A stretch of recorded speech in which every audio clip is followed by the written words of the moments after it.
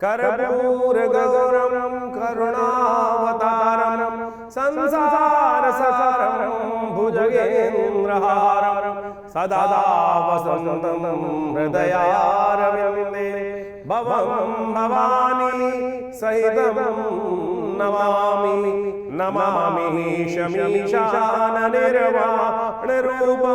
विभुं व्यापकं ब्रह्मवेदस्वरूपं निजं निर्गुणं निर्विकल्पं निरीहं चिदाकाशमाकाशवासं भजेऽहम्। 17 तारीख सोमवार का अवसर, संक्रांति है, सावन का तीसरा सोमवार है, नाग पंचमी का सुंदर योग बन रहा है। ग्रहण क्षेत्रों के दृष्टिकोण से सूर्य चंद्रमा परिवर्तन की तरफ जा रहे हैं, सूर्य परिवर्तन की तरफ जा रहे हैं और ये सारे परिवर्तन यदि आप देखें आपकी राशि के दृष्टिकोण से तो बड़ा महत्वपूर्ण योग आपकी राशि में बनाते दिखाई दे रहे हैं। इस वक्त आवश्यकता है कि आप अपने ग्रहों को समझते हुए कार्य करने का प्रयास करें। इस वक्त आपकी राशि में जो परिवर्तन का योग बन रहा है ये ऐसा बन रहा है कि उजड़े हुए घर को फिर बसाने की तरफ, यानी कुछ जो चीज़ें खराब हो गई हैं फिर ये ग्रह परिवर्तन करके कुछ नई शक्ति आपको देने वाले हैं। देखिए, इस संसार में हम लड़ने नहीं आए, इस संसार में जो जुड़ जाते हैं एक दूसरे के साथ वो संसार में कुछ ना कुछ अच्छा कार्य करने के योग बनाते हैं। रात गई बात गई, कुछ नया सूर्य परिवर्तन, अपने घर आ रहे हैं सूर्य, तो आप भी अपनी शक्ति को इसी चीज़ में लगाने का प्रयास करें कि जो संबंध खराब किसी के साथ भी हुए, घर वालों के साथ या बाहर वालों के साथ, उसको ठीक करने के लिए तो आपको अब एक कदम बढ़ाने की ज़रूरत है और तभी आपकी किस्मत जागने का योग बनाती है। सूर्य बहुत कुछ बनाने के लिए, नई शक्ति को प्राप्त करने के लिए, अपने घर में चीज़ों को ठीक करने के लिए अब बहुत कुछ नया उम्मीद लेकर आते दिखाई दे रहे हैं। चाहे व्यापार हो, चाहे घर हो, चाहे कहीं ना कहीं चीज़ें हो। अगर नौकरी में भी कोई समस्या चल रही है तो उसको भी ठीक करने के लिए थोड़ा सा एक हाथ आगे कदम बढ़ाने की ज़रूरत है, एक हाथ आगे बढ़ाने की ज़रूरत है। ये महीना चीज़ों को ठीक करने के लिए बहुत सुंदर रूप से आपके लिए कहीं ना कहीं स्थिति को पॉजिटिव करने के योग बनाता दिखाई दे रहा है।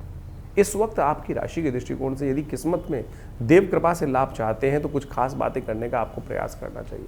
गौ सेवा, गौ सेवा के निमित्त कुछ ना कुछ कार्य करने का प्रयास कीजिए, आपके लिए बहुत कुछ होगा। ये गौ सेवा से चीज़ों को ठीक करने का रास्ता आपके लिए कल्याणकारी स्थितियों को बनाने के योग बनाता दिखाई देगा। हो सके तो भगवान शंकर का पूजन, क्योंकि सावन का महीना चल रहा है, वो अवश्य करने का प्रयास करें। आपकी राशि के दृष्टिकोण से तिल डालकर जल में या दूध में भगवान शंकर को अर्पित करने का प्रयास कीजिए।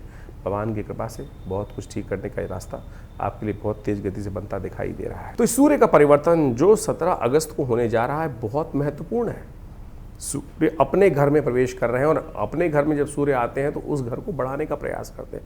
कोई भी अपने घर को तोड़ने का प्रयास नहीं करता। तो सूर्य तो वैसे ही, सूर्य स्वयं नारायण के रूप में अवतरते हैं, तो कहीं ना कहीं हर मामलों में कहीं ना कहीं स्थितियों को ठीक करने के योग अच्छे से बनाते दिखाई दे रहे हैं। तो आपकी राशि के दृष्टिकोण से कुछ खास उपाय हैं इस समय में सूर्य को बल देने के लिए आपको अवश्य करने का प्रयास करना चाहिए। वैसे तो इस दिनों सावन का सुंदर महीना चल रहा है, भगवान शंकर का यदि पूजन कर लिया जाए तो कहा जाता है वैसे ही समस्त अनिष्ट दूर हो जाते हैं। तो इस वक्त आप विशेष तौर पर यदि एक मंत्र है भगवान सूर्य का मंत्र जो रुद्र अष्टाध्यायी में 4th अध्याय में आया है, उमा कृष्णी नरजसा वर्तमानो निवेशयन मृतंचा हिरण्ये सविता रथेन जाति भुवनानि पश्यन्, इसी मंत्र का भगवान सूर्य को अर्घ देते हुए उच्चारण करें। अहि सूर्य सहस्त्रांशो तेजो राशि जगत पते अनुकंपय मां भक्ता गणर्घम दिवाकरम। तो इसलिए जो भगवान सूर्य को नित्यपति जल देते हुए और नमक का त्याग करने का प्रयास करें, नमक को थोड़ा कम से कम इस वक्त कम बहुत भक्षण करने का प्रयास करें। हो सके तो एक कनेर का पीला पुष्प डालकर, थोड़ी सी रोली डालकर भगवान सूर्य को नित्यपति ये अर्घ यदि आप दें तो आप मानिएगा इस वक्त सूर्य बहुत ही सुंदर योग बनाकर तैयार कर रहे हैं। नित्यपति भगवान शंकर का उपासना करने का प्रयास करें। गेहूं का दान करना भी आपकी राशि के दृष्टिकोण से बड़ा श्रेष्ठ दिखाई देता है। इन समस्त उपायों को यदि आप पूरी तरह से करने का प्रयास करेंगे तो भगवान सूर्य की कृपा से इस वक्त सूर्य अपने जो घर में आए हैं वो कहीं ना कहीं आपके लिए बहुत शुभ योग बनाएंगे। छोटे कहीं ना कहीं थोड़े से अनिष्टकारी रास्ते, हर चीज़ का कहीं ना कहीं अच्छा भी प्रभाव होता है, खराब प्रभाव होता है, और ख़राब प्रभाव को दूर करने के लिए ये जो उपाय हमने आप बताए हैं इनको आप ये अवश्य करने का प्रयास करें। हो सके तो रविवार के दिन विशेष तौर पर गायत्री मंत्र का भी स्तवन कर लें, गायत्री से कम कुछ देर यज्ञ कर लें, तो भी भगवान सूर्य की कृपा से आपके ग्रहों का जो नेगेटिव प्रभाव होता है वो बहुत ठीक करने में, और अकेले सूर्य का ही योग ऐसा है कि वो बहुत सारे ग्रहों के नेगेटिव प्रभाव को ठीक करने का योग बना सकते हैं। तो इसलिए एक सूर्य को ठीक कर लेने से, इस वक्त पॉजिटिव लाभ लेने से आपके बहुत सारे ग्रहों को ठीक करने का योग बहुत जल्दी बनकर तैयार हो जाएगा। 17 अगस्त को ही सावन का तीसरा सोमवार भी पड़ रहा है।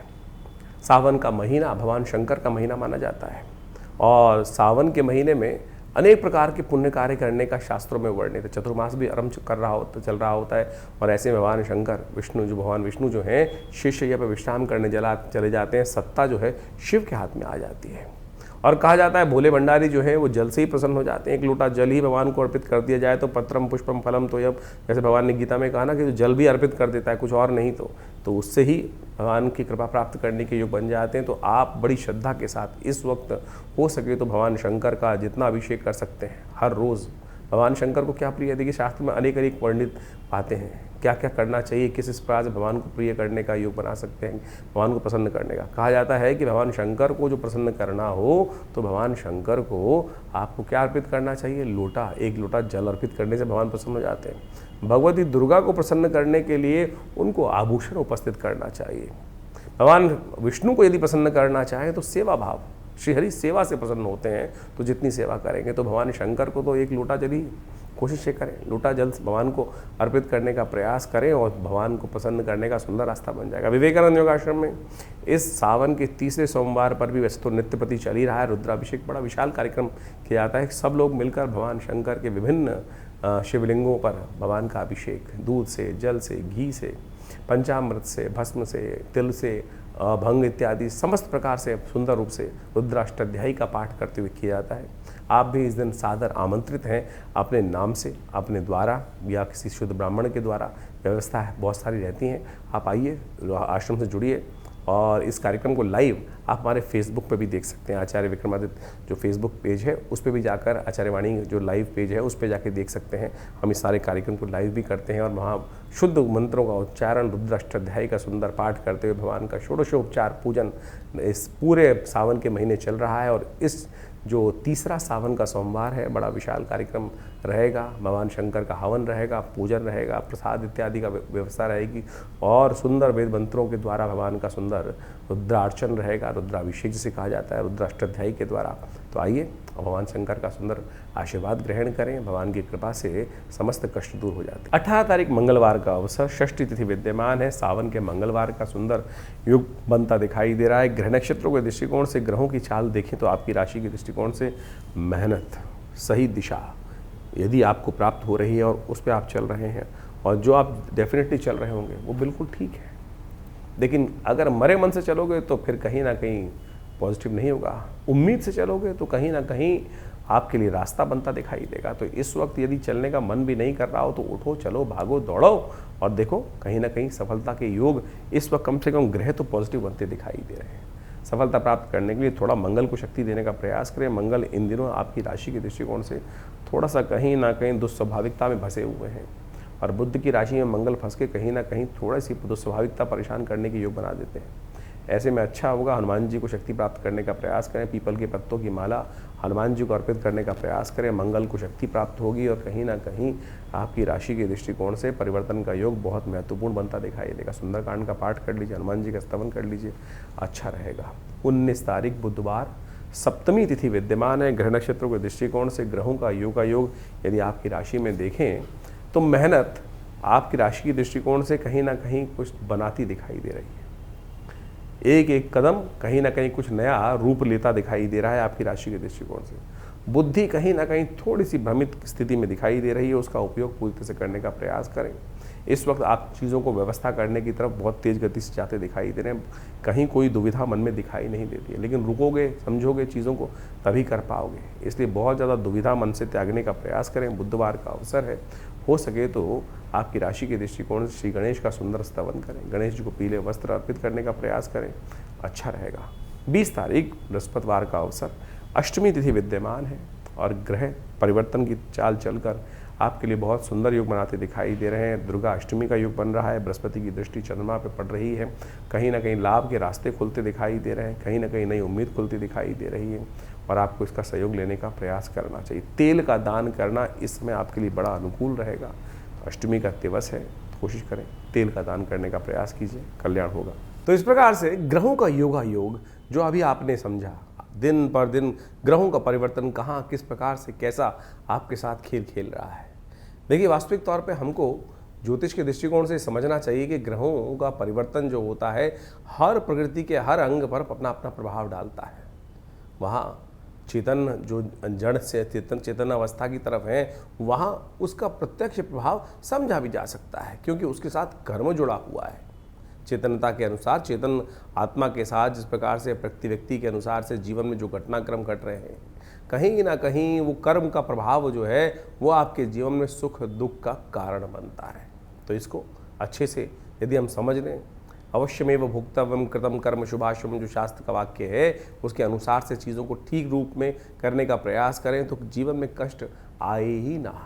तो आपको कोशिश ये करनी चाहिए। ये सुंदर रूप से जो सावन का महीना चल रहा है, सावन का महीना समस्त कर्मों से जो दुष्कर्म है उनसे निवृत्ति का है। भगवान शंकर की कृपा से जो कृपा हो जाती है तो सत्य माने समस्त जीवन के कष्ट दूर हो जाते हैं। एक बार स्मरण कर लें भगवान शिव के मंत्र का। किस अवस्था में?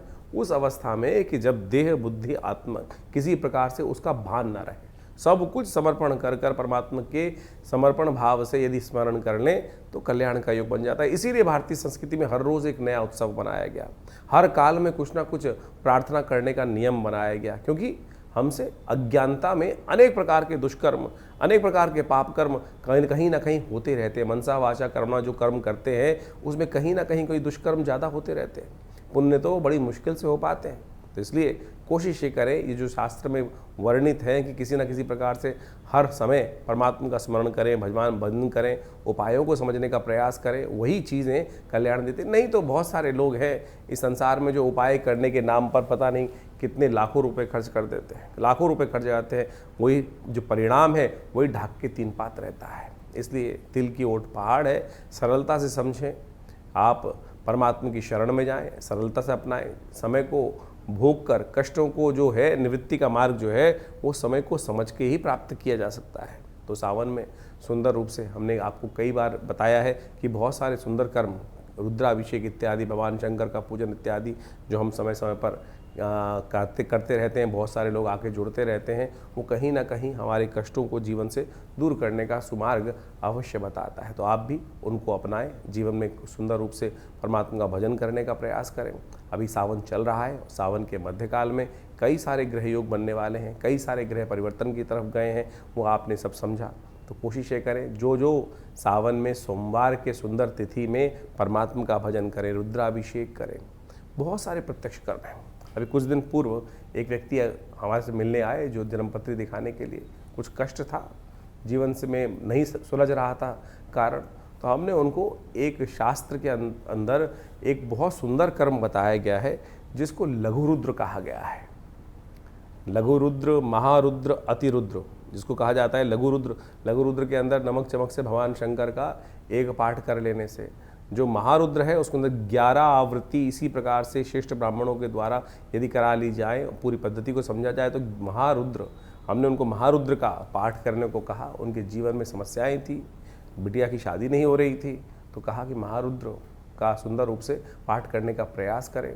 और सत्य माने उन्होंने इस महारुद्र के पाठ को सुंदर रूप से किया, श्रेष्ठ ब्राह्मणों से करवाया, भगवान की कृपा से वो कष्ट जीवन से दूर होने के योग बने।